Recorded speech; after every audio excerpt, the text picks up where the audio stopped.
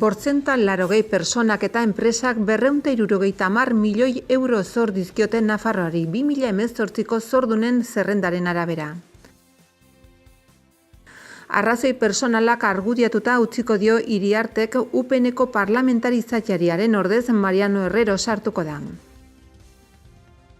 Nafarroko gobernuak salerosketaren biktima diren emakumeentzako baliabide espezifikoa diruz lagundu du. 20.000 euroko laguntza tarteko aldi bateko harrera eta ostatua erraistuko du, itxaropen gune elkartearekin sinatutako hitzarmenaren bitartez.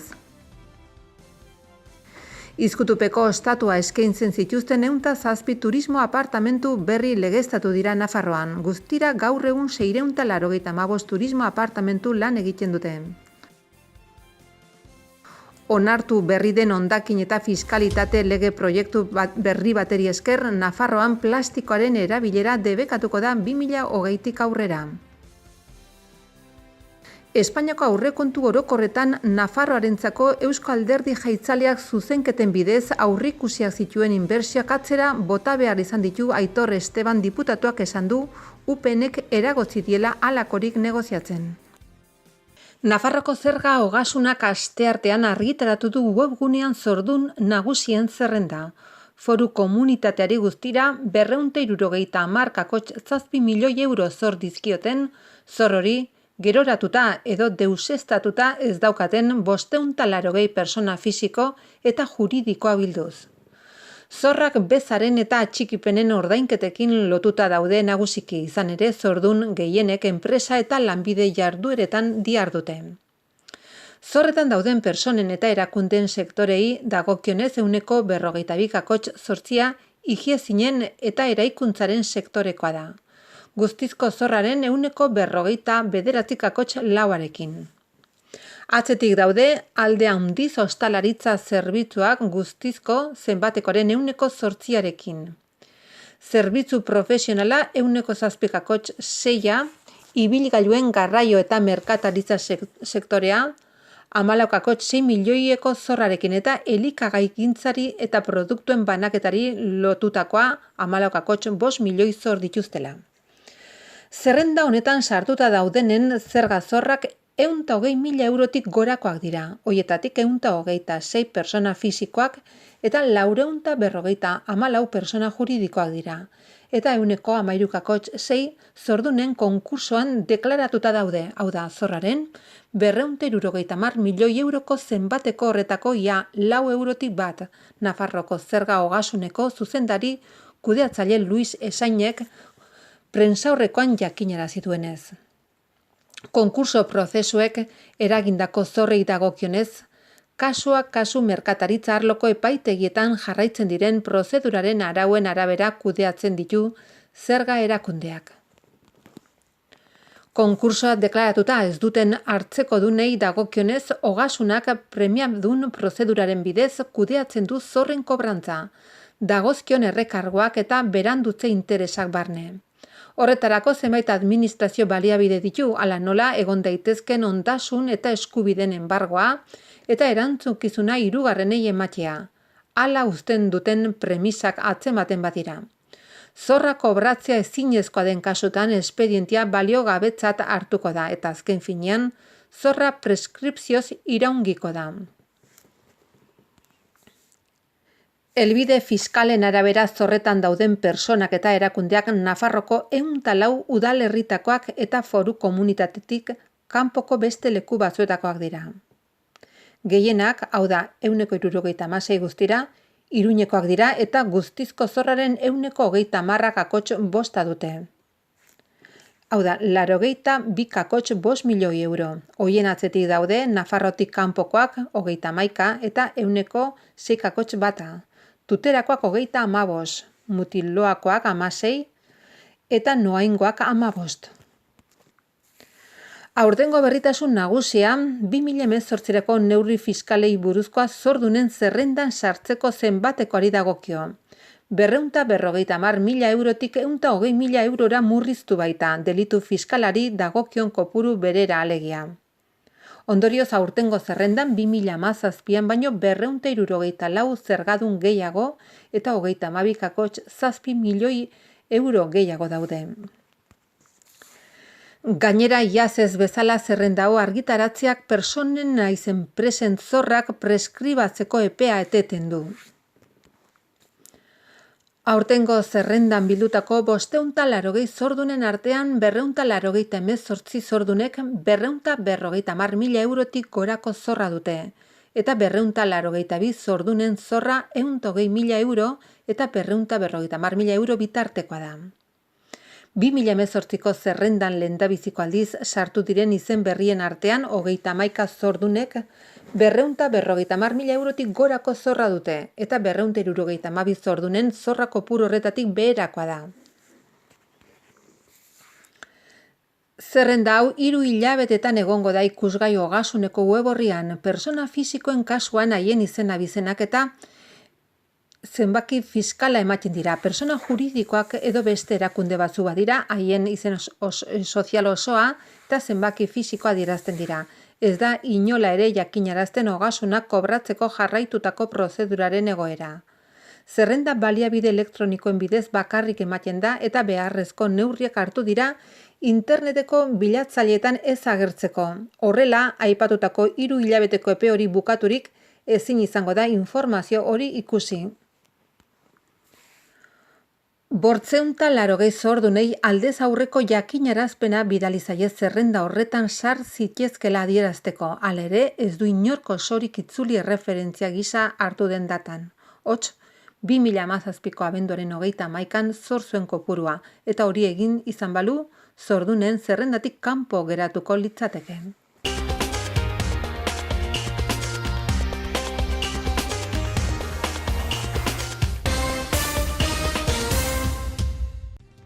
Arrazoi personalak direla eta UPNeko Iñaki Iriarte Lopezek parlamentari izateri utziko dio datozen asteetan. 2015ko hauteskundetan independente gisa sartu zen UPNren, 7. postuan. Bozeramaile da herritarrekiko eta erakundekiko harremanetarako batzordean. Soziologian doktorea eta filosofian diplomatu da Iriarte, Euskal Herriko Unibertsitatean pentsamentu politikoaren historia irakasgaia ematen du. UPNren parlamentarien artean euskalduna da Kristina Altunarekin batera.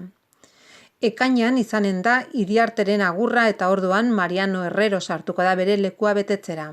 Monteagudoko alkate izandakoa eta Nafarroko Udal eta Kontzejoen Federazioko presidente izandakoa da.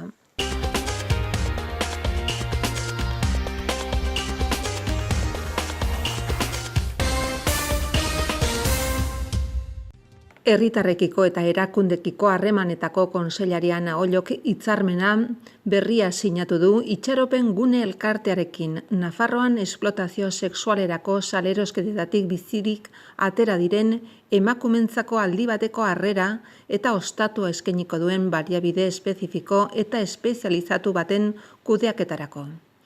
Zerbitzuak aldi bateko harrera erraistuko die emakumeen salerosketaren biktimei, baita hauen seme-alaba adingabei ere. Hala badagokio segurtasun personala eta leheneratzea bermatzeko asmoz. 2 plaza izanen ditu. Gutxienez eta urteko egun guztietan erabili ahalko da alderdi psikologikoak, soziolaboralak eta juridikoak barne dituen arreta tratamentu integrala jasotzeko. Nafarroko Berdintasunerako Institutuak koordinatuko duen zerbitzu honetatik nork bere burua ezagutzeko eta leheneratzeko prozesua bultza dezaketen bestelako ekintzak ere gauzatuko dira emakumen salerosketaren biktimekin. 20.000 euroko diru laguntza duen hitzarmen hau Ollo kontseilariak sinatu du elkartea ordezkatu duen Carlos González Vázquezerekin batera, emakumeenganako indarkeriaren aurka borrokatzeko foru legeak agindutakoen betez. Izan ere, lege horrek emakumeen salerosketa emakumeen aurkako indarkeriaren adierazpena dela ulertuta, salerosketatik bizirik atera diren emakumeentzako harrera zerbitzua izateko bete beharra ezarri dio foru administrazioari, esparru horretan lan egiteko prestakuntza eta esperientzia duen lantalde baten gidaritzapean. Itxaropen gune elkartea bazterketa sozialeko arriskuan dauden giza errealitatekin konprometitutako profesionalek eta voluntariek osatzen dute. eta ibilbide luzea egina du arreta zuzena ematen bereziki prostituzioan diharduten emakume, migratzailei eta esplotazio sexualerako emakumen salerosketaren biktimei. Elkarteren ekintza emakumek prostituzioa egiten duten lekuetara zabalduz. Persona hauen eskaerei eta beharrei kasu eginez. Autonomia personala naiz lan autonomia bultzatzeko banakako laguntza prozesua bideratuz. Eta konplexutasun handiko egoeretan harrerarako, zainketarako zein laguntzarako egoitza baliabideak eskainiz. Elkartean Nafarroko salerosketaren aurkako foroko kidea da, errealitate honetan esku hartzen duten gizarte erakundetako bat den aldetik eta era koordinatuan lan egiten du gainerako gizarte erakundekin eta erakunde publikoekin batera. Emakumeenganako indarkeriaren aurka jarduteko ekintza planean aurreikusita dauden ekintzak garatu ahal izateko.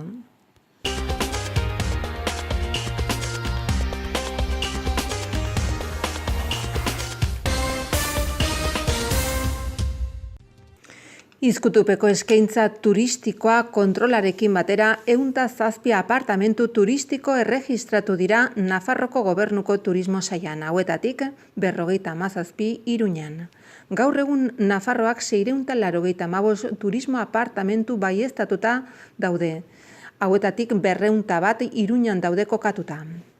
2017ko datui erreparatuta aintzineko urtean, baina 134 pisu gehiago erregistratu dira. Goranzko joera nabarmena da. 2017an eginiko kontroletan atzeman zen 14 turismo apartamentu kudeatzen zituen bi enpresa edo izkutupeko eskaintza turistikoa atzerritarrendako Sanferminetako soilik egiten ari zen enpresa. 200 erregistro edo ekintza egin dira eta 90 zigor txosten zabaldu dira. 105 turismo apartamenturi eragin die. Zenbait txosten oraindik ere zabali daude hauen erregistro eta fiskalitate egoera eguneratu arte. 2018an jarraitu dira kontrolak eta 11 zigor txosten zabaldu dira urtengo ekitaldian. Turismo kulturala aktiboa udarako eta Sanferminetarako eskaintzetan areagotu dituzte ikerketak. Edonorrek, turismo apartamentutik legeztatu nahi badu, Nafarroko Gobernuko Turismo Sailarekin harremanetan jarri besterik ez du egin behar. Gogorazi, legez kanpo aritzagatik 1.201 eta 6.000 euro arteko isuna suposatzen duela.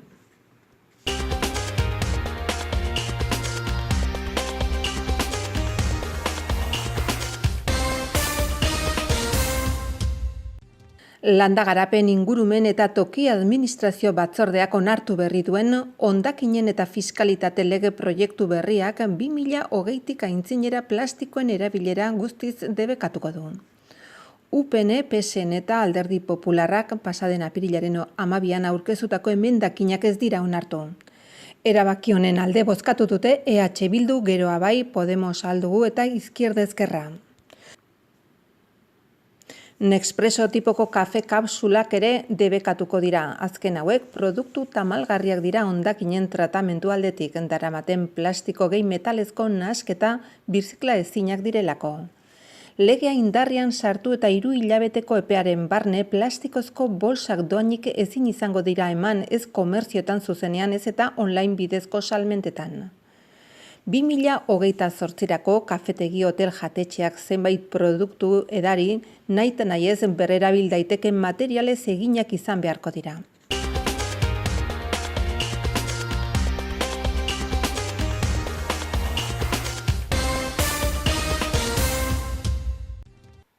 Espainiako aurrekontu orokorretan Nafarroarentzako Eusko Alderdi Jeltzaleak zuzenketen bidez aurreikusiak zituen inbertsioak atzera bota behar izan ditu UPNek eragotzi egin baitie, behin eta berriz negoziatzen.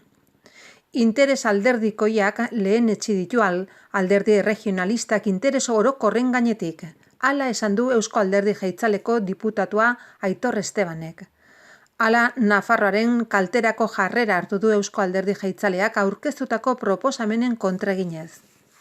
Madrilekin negoziatzen ahalegindu da Eusko Alderdi Jeltzalea baita Nafarroko gobernua ere, baina trabak behin eta berriz bidean jarri dituena UPN izan dela nabarmendu du Unai Ualdek, arduragabekiri jokatzea leporatu dio.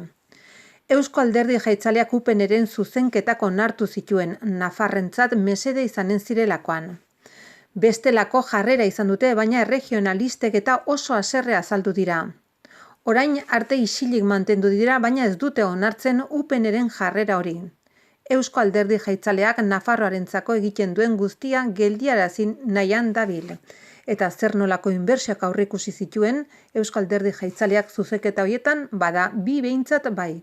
Bata Itoizko urtegian falta diren lanak egiteko eta bestea, Tuterako alde zaharrean etxe bizitzak eraberritzeko.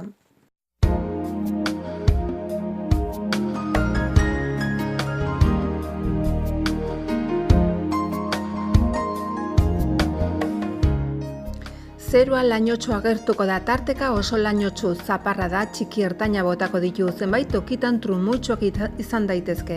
Norabide aldakorreko haize ahula ibiliko da eta arratsaldean ipar osagaitik ahul finkatuz joango da. Temperatura minimoetan aldaketarik ez eta maksimoak gutxi jaitsiko dira. Ostegunean zerua tarteka lainotxu egongo da, zaparra da, txikiren bat bota dezake zenbait tokitan ertaina eta trumuitsuan, probabilitate handiagoarekin egunaren bigarren partean. Norabide aldakorreko haize ahula ibiliko da, mendebal osagaian nagusituz. Eguerditik aurrera ipar osagaitik finkatu eta ahul ibiliko da tarteka bizi.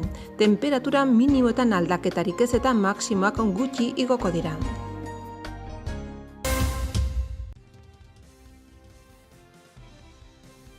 Bortzentan 80 personak eta enpresak 270 milioi euro zor dizkioten Nafarroari 2018ko zordunen zerrendaren arabera. Arrazoi personalak argudiatuta utziko dio Iriartek UPNeko parlamentarizatariaren ordez Mariano Herrero sartuko da. Nafarroko gobernuak salerosketaren biktima diren emakumeentzako baliabide espezifikoa diruz lagundu du. 20.000 euroko laguntza tarteko aldi bateko harrera eta ostatua erraistuko du, itxaropen gune elkartearekin sinatutako hitzarmenaren bitartez. Izkutupeko ostatua eskaintzen zituzten 107 turismo apartamentu berri legeztatu dira Nafarroan. Guztira gaur egun 685 turismo apartamentu lan egiten dute. Onartu berri den hondakin eta fiskalitate lege proiektu berri bateri esker, Nafarroan plastikoaren erabilera debekatuko da 2020tik aurrera. Espainiako aurrekontu orokorretan Nafarroarentzako Eusko Alderdi Jeltzaleak zuzenketen bidez aurreikusiak zituen inbertsioak atzera bota behar izan ditu Aitor Esteban diputatuak esan du UPNek eragotzi diela halakorik negoziatzen.